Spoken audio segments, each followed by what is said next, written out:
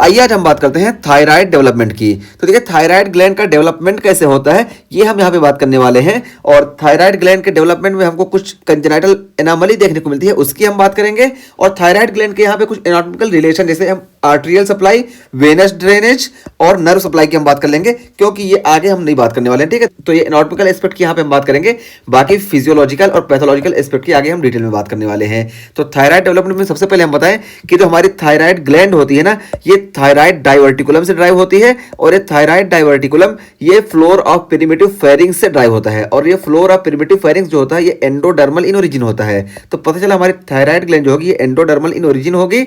और ये thyroid diverticulum ये देखिए यहाँ पे ये डेवलप होता है और ये डिसेंट इनटू नेक्स्ट। ठीक है, तो ये थायराइड डाइवर्टिकुलम ये नेक में डिसेंट होता है। और नेक में डिसेंट होने में ना यहाँ पे जो रोल प्ले करती है ये देखिए, ये जो डक्ट होती है ये डक्ट प्ले करती है और इसको बोलते हैं थायरोग्लोसल डक्ट। ठीक है, तो थायरोग्लोसल डक्ट के जरिए ये हमको थायराइड डाइवर्टिकुलम नेक तक डिसेंड होता दिखाई देता है। ठीक है, और फिर इस वजह से हमको जो थायराइड ग्लैंड की नॉर्मल लोकेशन है वो हमको नेक में दिखाई देती है। ठीक है, तो नेक जो है इसकी थायराइड ग्लैंड की नॉर्मल लोकेशन है। यही यहाँ बताया गया कि thyroid diverticulum arises from floor of perimeter pharynx और डिसेंड इनटू नेक। तो ये नेक में डिसेंड होगा और देखिए connected to tongue by thyroglossal duct. तो ये थायरोग्लोसल डक्ट से ये टंग से कनेक्ट होता है और इसी वजह से तो ये थायरोग्लोसल डक्ट के जरिए ये यहाँ नेक में डिसेंड हो जाती है थायराइड ग्लैंड। और देखिए विच नॉर्मली डिसअपियर बट में परसिस्ट और the pyramidal lobe of thyroid. ठीक है, तो यहाँ पे देखिए ये जो थायरोग्लोसल डक्ट है ना, ये थायरोग्लोसल डक्ट सिर्फ ये इसको पाथ प्रोवाइड करती है। इसका काम सिर्फ ये होता है कि इसको पाथ प्रोवाइड कर दे थायराइड डाइवर्टिकुलम को, ताकि ये नेक में डिसेंड हो जाए और फिर बाद में ये डिसअपियर हो जाती है। और अगर ये डिसअपियर नहीं हो रही है ना तो ये थायरोग्लोसल सिस्ट का फॉर्मेशन करती है या pyramidal lobe of thyroid gland का फॉर्मेशन करती है। ठीक है, तो नॉर्मली इसको डिसअपियर हो जाना चाहिए था लेकिन डिसअपियर नहीं हो रही है, थायरोग्लोसल डक्ट सिस्ट का फॉर्मेशन करती है और इसके बारे में भी हम आगे बात करते हैं। ठीक है, तो ये चीज हुई।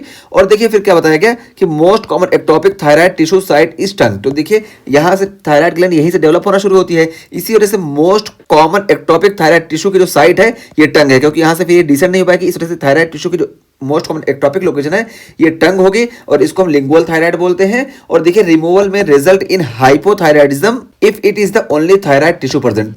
तो इसमें यह बताया गया कि मान लो यहाँ पे हमारी लिंगुअल थायराइड प्रेजेंट है। ठीक है, अब इसको हम रिमूव करना चाह रहे हैं और इसको हम रिमूव कर दिए बिना कुछ चेक किए। और बिना कुछ चेक किए अगर हम इसको रिमूव कर दिए तो कभी कभी हमको क्या देखने को मिलता है, हाइपोथायराइडिज्म देखने को मिलता है। और हाइपोथायराइडिज्म इसलिए देखने को मिलता है क्योंकि जब इसको रिमूव कर दिए और यही एक थायराइड टिश्यू थी जो कि थायराइड हार्मोन का प्रोडक्शन कर रही थी। ठीक है, तो जब यही एक थायराइड टिश्यू थी थायराइड हार्मोन का प्रोडक्शन कर रही थी और इसको रिमूव कर देंगे तो हमको हाइपोथायराइडिज्म देखने को मिलेगा। इसी वजह से जब भी हम लिंगुअल थायराइड की सर्जरी करने जाते हैं इससे पहले हम यहाँ पे यूएसजी अल्ट्रासाउंड करके देख लेते हैं कि और कहीं पे हमको थायराइड टिश्यू देखने को मिल रहा है या नहीं। अगर हमको यहाँ पे थायराइड टिश्यू देखने को मिल रहा है तो हम इसको आसानी से ट्रीट कर सकते हैं। ठीक है, तो ये चीज हम यहाँ पे बताए। तो यही यहाँ बताया गया कि रिमूवल में result in hypothyroidism if it is the only thyroid tissue present. और उसके बाद फिर देखिए यहाँ यही बताया गया कि ये जो थायरोग्लोसल डक्ट सिस्ट होती है ये क्या होती है। तो देखिए thyroglossal duct cyst present as anterior mid line neck mass that move with swallowing और प्रोट्रूजन ऑफ द टंग। तो ये जब देखिए ये थायरोग्लोसल डक्ट परसिस्ट कर जाती है तो इसको हम थायरोग्लोसल डक्ट सिस्ट बोलते हैं। और इसको हम पहचानते हैं कैसे, तो ये नेक में ना बिल्कुल ये मिड लाइन पे ये हमको स्वेलिंग देखने को मिलती है। और ये स्वेलिंग ना ये जब हम टंग को प्रोड्यूस करते हैं तो ये स्वेलिंग जो होती है ये मूव करती है। ठीक है, तो जब टंग को हम वो करेंगे प्रोड्यूस करेंगे तो क्योंकि देखिए टंग से बिल्कुल कनेक्ट होती है तो इस वजह से जब टंग को हम प्रोड्यूस करेंगे तो ये मूव करेगी। इसी तरीके से सॉलोइंग के टाइम में भी मूव करेगी।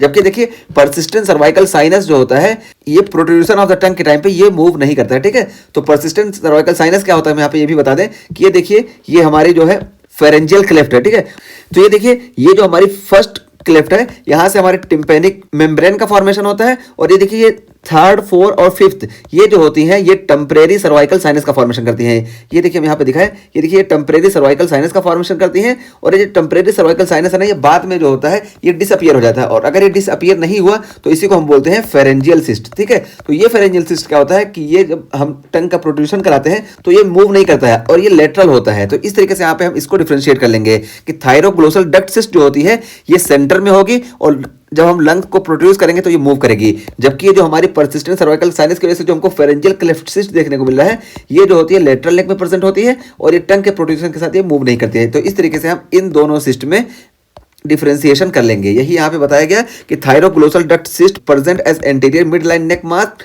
दैट मूव विद swallowing और protrusion of the tongue versus persistent cervical sinus leading to pharyngeal cleft cyst in lateral neck. ठीक है, तो यह देखिए हमको लेटरल नेक में देखने को मिलेगा और यहाँ पे हमको प्रोट्रूजन ऑफ टंग के साथ साथ मूवमेंट नहीं देखने को मिलेगा। तो इस तरीके से दोनों के बीच हम डिफरेंशिएशन कर लिए। और फिर यहाँ पे देखिए बताया गया कि थायराइड फॉलिकुलर सेल्स जो होते हैं ड्राइव्ड फ्रॉम एंडोडर्म। देखिए हम बताया कि ये प्रिमिटिव फेरिंग्स जो होता है ये एंडोडर्मल इन ओरिजिन होता है। इसी वजह से जो थायराइड के फॉलिकल्स होंगे ये थायराइड फॉलिकल्स भी एंडोडर्मल इन ओरिजिन होंगे। और थायराइड में हमको मालूम है कि पैरा फॉलिकुलर सेल्स होते हैं। देखिए पैरा फॉलिकुलर सेल्स, और ये पहला फॉलिकुलर सेल्स का काम क्या होता है कि ये कैल्सिटोनिन का प्रोडक्शन करते हैं और ये काउंटर रेगुलेटरी हार्मोन होता है पैराथायराइड हार्मोन का। ठीक है, तो पैराथायराइड हार्मोन के एक्शन को ये कम करता है। तो कैल्सिटोनिन हमारे पैरा फॉलिकुलर सेल्स से सीक्रेट होता है और ये पैराफॉलिकुलर सेल्स जो होते हैं ये फोर्थ फेरेंजियल पाउच से डेवलप होते हैं। ठीक है, तो फोर्थ फेरेंजियल पाउच देखिए हम बताएं कि ये फोर्थ फेरेंजियल पाउच जो है ये सारे फेरेंजियल पाउच ये एंडोडर्मल इन ओरिजिन होते हैं। ठीक है, तो ये भी जब एंडोडर्मल इन ओरिजिन हुए तो पता चला कि ये पैराफॉलिकुलर सेल्स भी एंडोडर्मल इन ओरिजिन होंगे। तो थायराइड फॉलिकुलर्स भी एंडोडर्मल इन ओरिजिन होंगे और पैराफॉलिकुलर सेल्स भी जो होंगे ये एंडोडर्मल इन ओरिजिन होंगे। तो ये हम थायराइड ग्लैंड के पूरे डेवलपमेंट की बात कर लिए। और उसके बाद फिर यहाँ पे देखिए हम यहाँ पे दिखाते हैं रिलेशन। ये देखिए ये फोरामेन सीकम है, तो देखिए यहाँ पे टंग पे देखिए ये देखिए फोरामेन सीकम है और ये देखिए ये जो हमारी थायरोग्लोसल डक्ट है और यहाँ पे देखिए ये हाईएड बोन है और ये देखिए ये वाली ये थायराइड कार्टिलेज है। और थायराइड कार्टिलेज और हाईएड बोन को कनेक्ट करने के लिए यहाँ पे देखिए जो मेम्ब्रेन प्रेजेंट होती है इसको हम बोलते हैं थायरो हाईएड मेम्ब्रेन। और उसके बाद देखिए ये हमारी थायराइड ग्लैंड प्रेजेंट हो गई और ये देखिए ये ट्रेकिया है। ठीक है, तो यहाँ पे भी देखिए ट्रेकिया हो गई और ये देखिए थायराइड कार्टिलेज प्रेजेंट हो गई और ये देखिए थायरो हाईएड मेम्ब्रेन और ये हाईएड बोन और ये हमारी थायरोग्लोसल डक्ट है। ठीक है, तो देखिए बिल्कुल सेंटर में प्रेजेंट है। और यहाँ पे हम आर्टेरियल सप्लाई की बात करें तो आर्टेरियल सप्लाई में देखिए तो ये देखिए इंटरनल कैरोटिड आर्टरी है और इंटरनल कैरोटिड आर्टरी की हम बताएं कि इसकी नेक में कोई ब्रांचेस नहीं होती, इस वजह से आसानी से इसको हम डिफरेंशिएट कर सकते हैं, पहचान सकते हैं। और ये देखिए एक्सटर्नल कैरोटिड आर्टरी है और इसी से देखिए ये सुपीरियर थायराइड आर्टरी ओरिजिनेट होती है। और ये देखिए ये थायरोसर्वाइकल ट्रंक है और इस थायरोसर्वाइकल ट्रंक से देखिए इंफीरियर थायराइड आर्टरी ओरिजिनेट होती है। ठीक है, तो इंफीरियर थायराइड आर्टरी हमारी थायरोसर्वाइकल ट्रंक से निकलती है और यहाँ से देखिए कभी कभी ना ये डायरेक्ट आर्च ऑफ एओर्टा से आर्टरी निकलती है, इसको हम बोलते हैं इम्मा आर्टरी। ठीक है, तो इम्मा आर्टरी बोलते हैं और ये डायरेक्ट आर्च ऑफ एओर्टा से ही ओरिजिनेट होती है। तो ये आर्टेरियल सप्लाई हो गई। और उसके अलावा देखिए यहाँ पे हम वेनस ड्रेनेज की बात करें तो ये देखिए वेनस ड्रेनेज हमको सुपीरियर थायराइड वेन के जरिए देखने को मिलता है और इंफीरियर थायराइड वेन के जरिए देखने को मिलता है। ठीक है, तो देखिए सुपीरियर थायराइड वेन जो होती है ये इंटरनल जगुलर वेन में ड्रेन की और देखिए ये इंफीरियर थायराइड वेन जो होती है ये ब्रेकियोसिफेलिक वेन में ड्रेन करती है। ठीक है, तो ब्रेकियोसिफेलिक वेन में इंफीरियर थायराइड वेन ड्रेन की।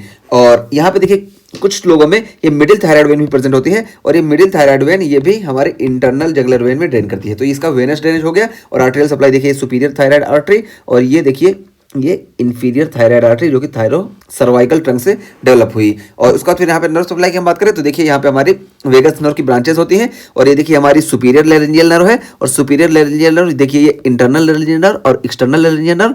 और ये देखिए ये जो हमारे लेफ्ट वेगस और राइट वेगस ये नीचे आके यहाँ से देखिए ये रिकरेंट लेरेंजियल नर्व का फॉर्मेशन करती हैं। तो देखिए रिकरेंट लेरेंजियल नर्व ये यहाँ से यहाँ तक चली गई और ये recurrent laryngeal nerve thyroid surgery में बहुत ज़्यादा प्रोन होती है डैमेज के लिए। ठीक है, तो थायराइड सर्जरी में इनका डैमेज का चांस बहुत ज़्यादा होता है। तो यहाँ हम बेसिक एनाटॉमी बता दिए, नर्व सप्लाई और आर्टेरियल सप्लाई और वेनस ड्रेनेज की। और उसके अलावा हम बता दिए यहाँ पे थायराइड डेवलपमेंट कैसे कैसे होता है। यहाँ पे थायराइड डायवर्टिकुलम ये कैसे नेक में पहुंचता है यहाँ पे भी हम ये बता दिए कि ये थायरोग्लोसल डक्ट के जरिए पहुंचता है।